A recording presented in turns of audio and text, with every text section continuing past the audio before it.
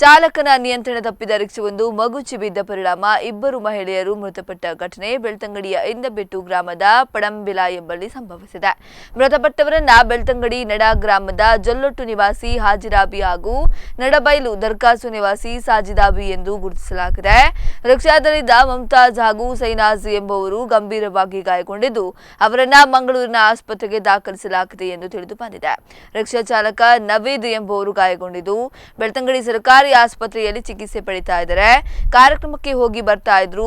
ಒಬ್ಬ ಮಹಿಳೆ ಅಪಘಾತ ಸ್ಥಳದಲ್ಲೇ ಮೃತಪಟ್ಟರೆ ಮತ್ತೊಬ್ಬರು ಆಸ್ಪತ್ರೆ ಸಾಗಿಸುವ ಮಧ್ಯೆ ಮೃತಪಟ್ಟಿದ್ದಾಗ ತಿಳಿದು ಬಂದಿದೆ. ಸ್ಥಳಕ್ಕೆ ಬೆಳ್ತಂಗಡಿ ಸಂಚಾರಿ ಠಾಣಾ ಪೊಲೀಸರು ಸ್ಥಳಕ್ಕೆ ಭೇಟಿಯನ್ನು ನೀಡಿ ಮಾಹಿತಿಯನ್ನ ಪಡೆದಿದ್ದಾರೆ. ಮೃತದೇಹವನ್ನ ಬೆಳ್ತಂಗಡಿ ಸರ್ಕಾರಿ ಆಸ್ಪತ್ರೆಯ ಶವಾಗಾರದಲ್ಲಿ ಇರಿಸಲಾಗಿದೆ.